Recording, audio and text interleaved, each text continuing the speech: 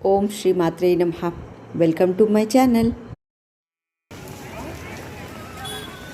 కాశీ స్ట్రీట్స్కి వచ్చేసినాము. వర్షం చూస్తుండ్రా, కంటిన్యూగా పడుతూనే ఉంది. అయినా కూడా ఇంత బిజీ ఉంది ఈ street. That is the magic of Kashi street. భారతదేశ సాంస్కృతిక రాజధాని వారణాసి భారతదేశంలోని అత్యంత పవిత్రమైన నగరాలలో ఒకటిగా మాత్రమే కాకుండా అత్యధిక సంఖ్యలో దేవాలయాలకు నిలయంగా కూడా ప్రసిద్ధి చెందింది.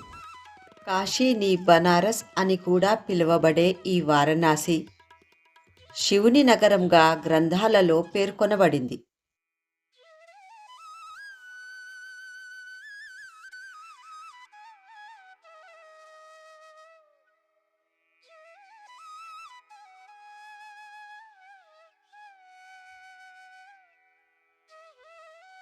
ఐదు వేల సంవత్సరాల క్రితం పరమేశ్వరుడు ఈ కాశీని స్థాపించారని పౌరాణిక కథల ద్వారా తెలుస్తుంది. కాశీ లేదా వారణాసి భారతదేశపు అతి ప్రాచీన నగరాలలో ఒకటి. హిందువులకు అత్యంత పవిత్రమైన పుణ్యక్షేత్రమే ఇది. కాశీ నగరం ఉత్తరప్రదేశ్ రాష్ట్రంలో ఉంది.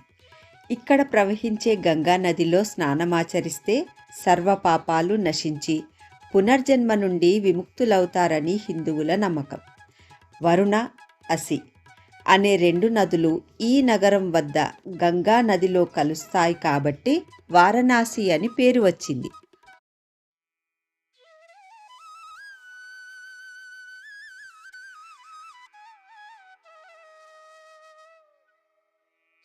కాశీలోని విశ్వేశ్వరాలయం, విశాలాక్షి అమ్మవారి శక్తిపీఠం, అన్నపూర్ణమ్మ, వారాహి అమ్మ ఆలయాలతో పాటు తులసి మానస్ మందిర్, సంకట్ మోచన్ హనుమాన్ మందిర్, కాలభైరవ ఆలయం, దుర్గా అమ్మవారి ఆలయంతో పాటు భారత్ మాతా మందిరం, ఇలా కాశీలో ప్రాముఖ్యత కలిగిన గొప్ప ఆలయాలు మరెన్నో ఉన్నాయి.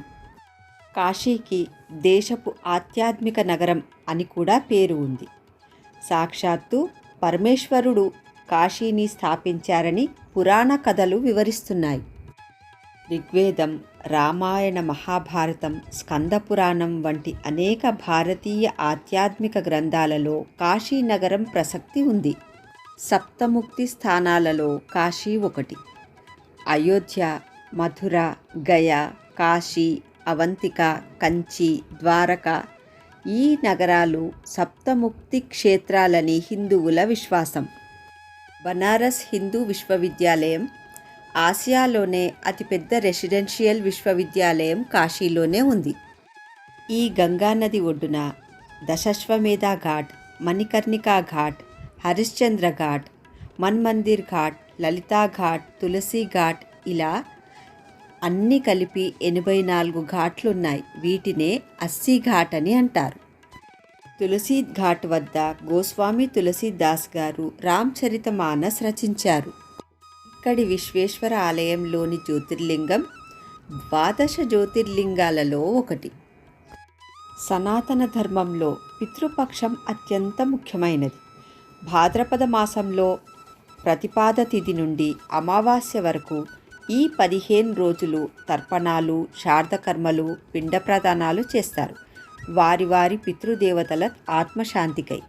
ఈ కాలంలో దాన ధర్మాలు నిర్వహించడం వల్ల పితృదేవతల ఆత్మశాంతి కొరకు చేస్తారు. కాబట్టి ఇలా చేసినప్పుడు ముందు తరాల వారికి సుఖ సంతోషాలతో పాటు పితృదేవతల ఆశీస్సులు అందుతాయని పెద్దలు చెప్తారు.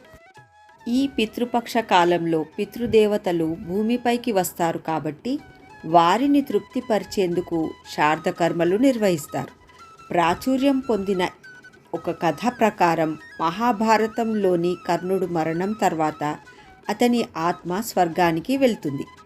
కర్ణుడికి బంగారం మాత్రమే ఇచ్చారట తినడానికి. అప్పుడు కర్ణుడు, నాకెందుకు తినడానికి భోజనం బదులు బంగారం మాత్రమే ఇస్తున్నారు అని ఇంద్రుని ప్రశ్నించగా, మీరు మీ జీవితకాలంలో కేవలం బంగారం మాత్రమే దానం చేశారు కదా, మీ పితృదేవతలకు అన్నం ఎప్పుడూ పెట్టలేదు అని ఇంద్రుడు అన్నాడు. అప్పుడు కర్ణుడు తనకి తన పితృదేవతలు ఎవరని తెలియదు కాబట్టి పెట్టలేకపోయాను, పిండదానం కూడా చేయలేకపోయాను అని చెప్తాడు. అప్పుడు ఇంద్రుడు 15 రోజుల కోసం భూమిపైకి కర్ణుడిని కిందికి పంపగా తన పితృదేవతలకు శార్థం, తర్పణం మరియు భోజనం పెట్టారు. ఈ 15 రోజుల కాలాన్ని పితృపక్షం అని అంటారు. ఈ పితృపక్ష కాలంలో ప్రతిరోజు ముఖ్యమైనది. ఈ ప్రత్యేకమైన 15 రోజులలో మొదటి రోజుని ప్రతిపద అంటారు. కాశీలోని పవిత్ర పిశాచ్ మోచన్ కుండ్ ఉంది కదా, ఇక్కడ పితృదోష శాంతికై మహాపూజ నిర్వహిస్తారు. గరుడ పురాణం ప్రకారం పిశాచ్ మోచన్ గుండం అతి పవిత్రమైనది. గంగామాత భూమిపైకి రాకమునిపే ఈ గుండం ఉంది. దశాబ్దాలుగా భక్తులు పిశాచ్ మోచన్ గుండం దగ్గరికి వచ్చి పిండదానం నిర్వహిస్తారు వారి వారి పితృదేవతల ఆత్మశాంతికై. కాశీకి వచ్చిన యాత్రికులు ఈ ఘాట్లలో వారి వారి పితృదేవతలకై పూజలు నిర్వహిస్తుంటారు. పితృపక్షంలో ప్రతి ఒక్కరూ తమ పెద్దల ఆత్మశాంతికై పూజలు నిర్వహించాలని పెద్దలు చెప్తారు.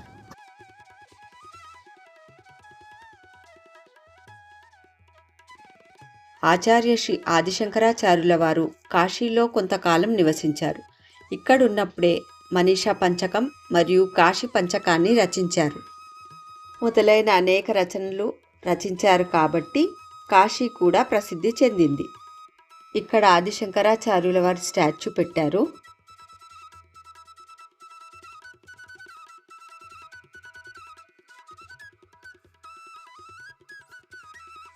కాశీ విశ్వనాథుని దర్శించాలంటే ఈ మెట్లు ఎక్కి పైనికి వెళ్ళాలి. ఈ ఆవరణలోనే ఇతర దేవీ దేవతల ఉప ఆలయాలు కూడా ఉన్నాయి. మన భారతదేశ ప్రధానమంత్రి శ్రీ నరేంద్ర మోదీ గారు తన కలల ప్రాజెక్ట్ అనబడే శ్రీ కాశీ విశ్వనాథ్ ధామ్ను సోమవారం 13వ తేదీ డిసెంబర్ 2021లో ప్రారంభించారు. 32 నెలల్లో ఈ కాశీ విశ్వనాథ్ ధామంని పూర్తి చేశారు. 1669లో అహల్యాబాయి హోల్కర్ కాశీ విశ్వనాథ్ ఆలయాన్ని పునరుద్ధరించారు. ఆ తర్వాత దాదాపు 350 ఏళ్లకు ప్రధానమంత్రి నరేంద్ర మోదీ గారు ఆలయ విస్తరణ మరియు పునరుద్ధరణ కోసం 2019 మార్చి 8న విశ్వనాథ్ ఆలయ కారిడార్కు శంకుస్థాపన చేశారు. మొత్తం కారిడార్ నిర్మాణానికి 340 కోట్ల వ్యయం చేశారని భావిస్తున్నారు. మొత్తం కారిడార్ దాదాపు 50,000 చదరపు మీటర్ల ఒక పెద్ద ప్రాంగణంలో నిర్మించారు. ఈ కారిడార్ ప్రధాన ప్రవేశ మార్గం గంగా నది వైపు ఉన్న లలితా ఘాట్ నుంచి ఉంటుంది. ఈ ఆలయంలో శ్రీ విశ్వనాథ్ కారిడార్ను మొత్తం 3 భాగాలుగా విభజించారు.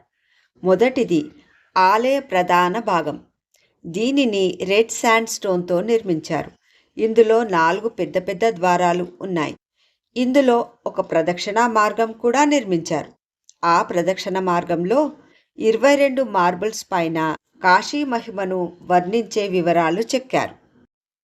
ఈ కాశీ విశ్వనాథ్ ధామం మరింత ఆకర్షణీయంగా కనిపించేలా ప్రాంగణం చుట్టూ 5,000కు పైగా లైట్స్ ఏర్పాటు చేశారు. ఈ స్పెషల్ లైట్స్ పగటిపూట, మధ్యాహ్నం మరియు రాత్రి రంగులు మారుతూ ఉంటాయి. చూస్తున్నారు కదా, ఈ ఆలయం దగ్గర నుంచి గంగా నది ఘాట్ వ్యూ ఎంత బాగుందో. ఈ ఆలయ ఆవరణలోనే భారత్ మాతా స్టాచ్యూ, ఆచార్య శ్రీ ఆదిశంకరాచార్యుల వారి స్టాచ్యూతో పాటు అహల్యాబాయి హోల్కర్ స్టాచ్యూని కూడా ఉంచారు. చూస్తున్నారు కదా, వర్షం పడుతూనే ఉంది మేము వెళ్ళినప్పటి నుంచి. అయినా మేము కూడా అసలు కొంచెం కూడా తగ్గకుండా అన్నీ చూస్తామని పట్టుదలతో మొత్తం చూస్తున్నాం ఆలయాన్ని. ఈ కారిడార్లో ఉన్న ఇతర ఉప ఆలయాలను దర్శించుకొని మా ఫోన్ లాకర్లో పెట్టేసి కాశీ విశ్వనాథుని దర్శించుకొని గంగా హారతికి వెళ్తాం మేము. నా వీడియోస్ మీకు నచ్చుతున్నాయని ఆశిస్తున్నాను. నా ఛానల్ సబ్స్క్రైబ్ చేయండి. ఏమన్నా అడగాలని ఉంటే కామెంట్ సెక్షన్లో కామెంట్ చేయండి. నేను రిప్లై చేయడానికి ట్రై చేస్తాను. ఇక్కడ చూసారా, చేతిలో శివలింగాన్ని పట్టుకొని కూర్చున్న హల్యారాణి హోల్కర్ స్టాచ్యూని పెట్టారు.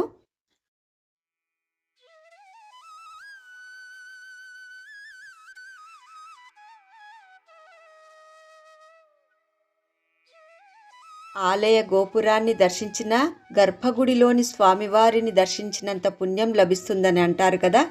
ఇక్కడి నుంచి గోపురం కనిపిస్తోంది చూడండి, మీరు కూడా దర్శించుకోండి స్వామివారిని.